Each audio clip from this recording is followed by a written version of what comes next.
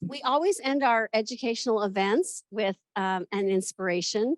This year, we're very fortunate to have 2 inspirational speakers, and they're always NF heroes, as we call them.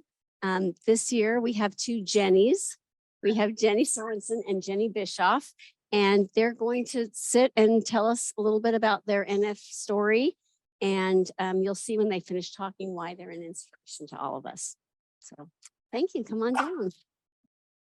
And I'm going to ask them both to start off by just introducing themselves and a little bit about their NF and how they discovered it and what they've been through medically. And then I'd like them each to talk a little bit more about what they're doing now and how they've overcome some of the challenges that have come with their NF. So. Yes. I'm Jennifer Bischoff. I'm Kim Bischoff's don't.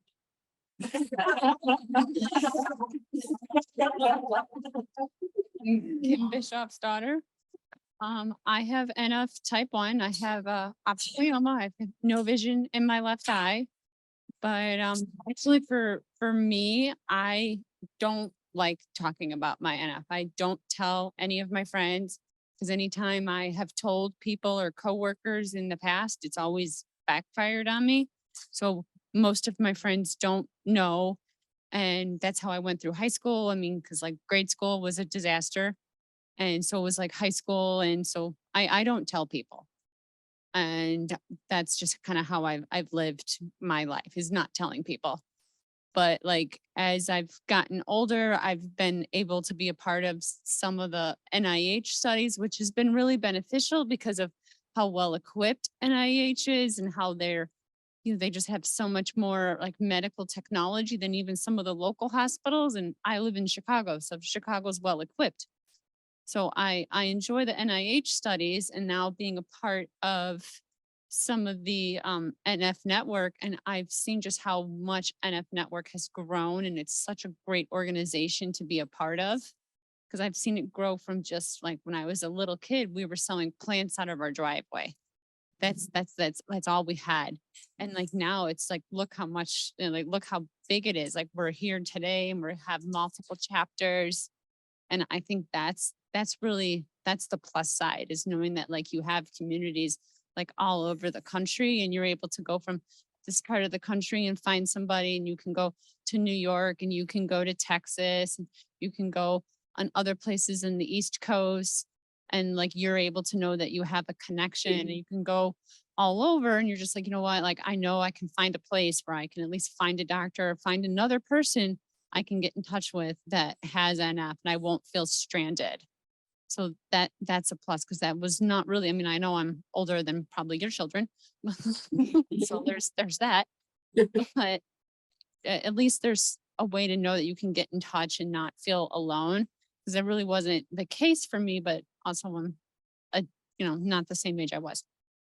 So that's nice to know that like the NF network has grown and really put a lot of effort into like spreading out across the nation. So you know that you can find somebody when you need somebody, and not have this like stranded, embarrassed kind of feeling, which was definitely how I felt. And I just wanted to make sure nobody knew, and now I wouldn't have to have that feeling. So that's a plus. So my story is a little bit different. It's only been 11 years, almost to the date, when I was diagnosed. So I was diagnosed at 30. So they then did, the doctor came, I went to a dermatologist because I started developing the fibromas on my skin and started seeing those appear. And the dermatologist took one look at me and she goes, "You have neurofibromatosis." And I said, "Okay, I have what?" And she leaves the room. She goes, "I'm going to go get a second opinion." In the meantime, I'm on the phone with my dad, and I go, "Well, this lady says I have this word." He does what every person would do, is to Google it. Because I hang up from him, and she comes back in and she goes, "Yep, you have neurofibromatosis." She goes, "You can do two things. You can go home and Google it," which, being a teacher, I'm like, well, this is a crazy idea, because I know what Google does, and then, or I can send you to a neurologist. So at that time, I decided to go to the neurologist, and they do scans, and they find a 2-centimeter mass in my brain at the same time. I kind of emphasize that because my birth mom was diagnosed at 30 with glioblastoma multiforme and passed away at 32. They do not believe that anybody in my family has it. They believe I'm the very first one to have it, and that where the tumor grew, it grew in my pituitary, which causes something completely different from NF. It causes acromegaly. That's what they think sparked the NF to kind of like appear, is that all of my hormones changed, kind of like what the doctor was saying about the being pregnant. And sometimes their hormones change and then you start growing those fibromas. They believe that I grew the tumor on the pituitary, and then that developed the, I don't want to say onset, but that kind of probably is what developed and started showing that I had the neurofibromatosis. I tell people when I think of it, the first couple of years, I probably didn't handle it in the best way. You found your outsources through probably the, going out and partying or not thinking about it, or, doing things that, you still didn't really. But then right after the surgery, they removed my tumor in July of 2012. And then in the fall of 2013, I moved to Dubai and I taught at an American school in Dubai for a couple years. While doing that, I traveled all over the world. I've been to Iceland, I've been to Costa Rica, Egypt, Norway, Bahrain. Came back and I was like, I'm never teaching again. Lived for a while in Denver. And I also was like, never coming back to Kansas City. Ended up coming back to Kansas City and teaching for a while. My brother has been trying to convince me to move to Indianapolis for several years, almost ever since I came back. So 2020, fall of 2019, I turned down a job to go to Kuwait, was offered a principal job in Kuwait. And it just was like, oh, I don't know if that sounds quite what I'm looking for right now. So 2020 in February, I was like, okay, I'm going to apply for a job in Indianapolis. Got it. And then, the wonderful world of COVID happened. Moved to Indianapolis in July of 2020. I will never recommend moving during a pandemic. You also have to now find yourself a whole medical care team again. But started teaching and still kind of had this passion of something still kind of there that I need to do. I need to turn my pain into my purpose. I need to pour into others. Because the biggest thing I've learned through all this is that you have to have a community, whether that's a church family, a network like this chapter right here, your friends, your family, pour into people. And now I'm a foster mom I'm single. I'm not married, but I'm a single foster mom to a wonderful 2-year-old boy. And we just love living life together. And you just take that pain and you turn it into your purpose.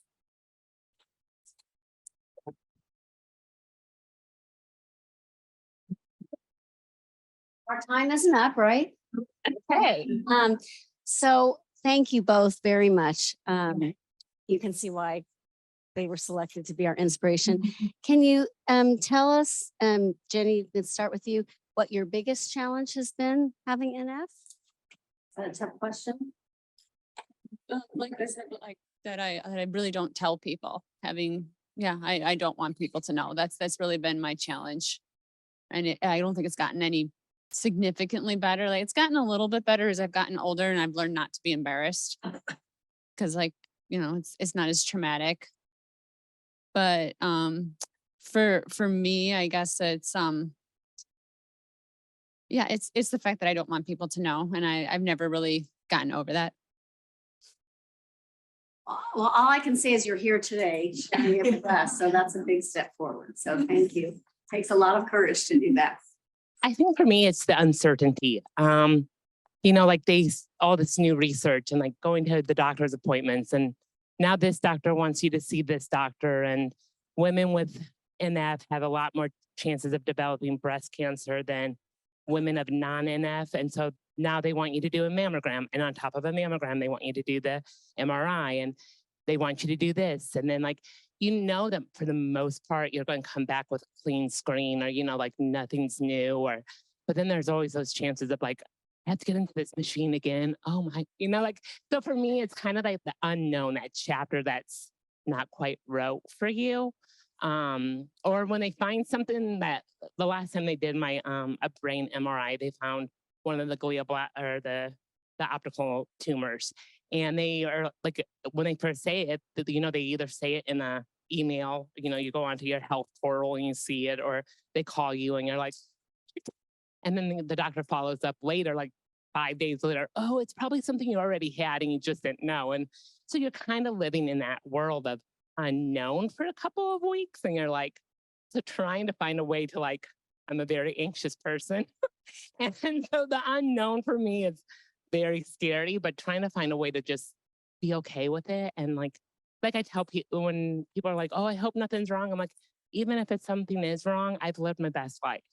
Like I've done more things in my life than people who don't live my illness have done. Like I've seen the world, I've met incredible people. I have loved lasting friendships that will last a lifetime. So yeah. We're not done yet. Don't move. I'd like to know about how you advocate for yourself with your doctors, because a lot of us, some of us have younger children, some of us are adults dealing with this. And I'd like to know if you can think of an experience or just some general advice you have for advocating yourself with your providers. That does happen. You can't be embarrassed. Like, you really can't be embarrassed to, even though like you feel like, oh, this is the doctor. They definitely know. Some doctors really don't. And like, so you have to, you can't be embarrassed to explain it to somebody who's a doctor. Cause like I've had that experience where the doctor doesn't a couple of times. And like, I've even had it like when they give you like the vision test in school, like when you're in grade school and like there's like the state required vision test. Yeah, I've had that. And so you just have to explain it. And you're like, no, this is my age. Like, cause I definitely had like the state required vision test and I would pass like every part. Cause I actually do have very good vision in my one eye. And I would tell the school nurse, be like, well, I can't see out of my left eye. And I would be like in 7th grade. I'm like, I have an optic glioma. I don't have any depth perception. That's a big word for a 7th grader. Yeah. And so the nurse would write a note, Mrs. Bischoff, you need to take your daughter. So my mom would ask me, like, do you feel okay? Can you see? And I'm like, yeah. She's like, okay, well then just throw it away.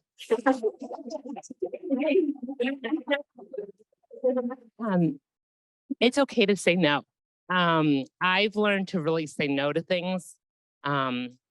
I've said no to some MRIs, like, no, I don't need, if my mammogram's okay, no, I don't need to do that MRI. Or can we wait a couple more years? No, I don't need to see that doctor. Be okay saying no and really know when to advocate for yourself. Because I don't think that doctors always have the answers for you either. And you're the best advocate for yourself and sometimes the best doctor for yourself. Like, you know what your body is. I think you asked about a challenge too. I think for me, a lot of the challenge also is that a lot of it's unseen. Like I do have multiple ones down my spine and in my back and in my skull, and just some days living with a lot of pain and people not recognizing that. And then some people are just like, oh, just get over it. You're fine. Or, like, and you're just kind of like, so not being able, like sometimes I want to just wear a sign that says I have it. And like, please, if I'm having a bad day, it's okay to have a bad day too. Like, don't feel bad for having a bad day. Okay, you're not done yet. Right? We don't have a timer yet. We have like 1 more minute. Okay, 1 more minute. Stay over here. Oh, okay. I don't have to be in the picture. They're the superstars in this. So just lastly, do you have any advice as far as resources? What has helped you get through this, whether it's a support group, whether it's faith, whether it's some written materials, a doctor you have, or just what has helped you cope? definitely like my family, because I know if like, especially when I was younger, it's hard to advocate for yourself because you're young. So definitely like my family and having like a network like this where you know you can go to for like finding trustworthy doctors, and then like a doctor you can trust. So you know that like your mom or your dad or whoever can come here to find a doctor, and then trusting in like your parents or grandparents or whoever, and having to come here and then just saying like, hey, mom, dad, grandma, whoever, like this is what's happening to me at school. And because sometimes like they don't understand, they're, I mean, not just school, it could be, basketball practice, whatever, they're not gonna truly get it. And just, having like your family, and then having your family be able to come to like an extended place like this to be able to help you find the resources is really what helped me the most. Because there were different things like I was having trouble with that we didn't understand. Like I don't have any depth perception. So like when I was having a hard time riding a bike, we're like, well, is she just really that unathletic, or is it really because she has an issue? And it was a little bit of A and B. See, I think finding yourself groups, whether like this is a great group. Like I said again, like my friend group, I lean on them all the time. I do go to church. I have a support group at church.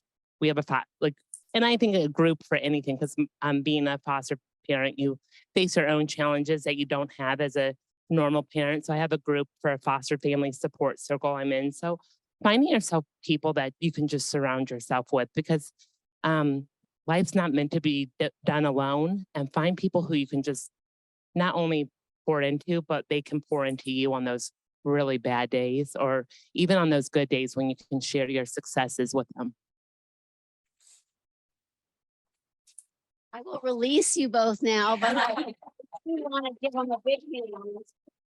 Thank you so much. It takes a lot of courage to tell your story and share your story like this. But I think it leaves us with a good feeling and hope that you can have a very fulfilling life. So thank you both.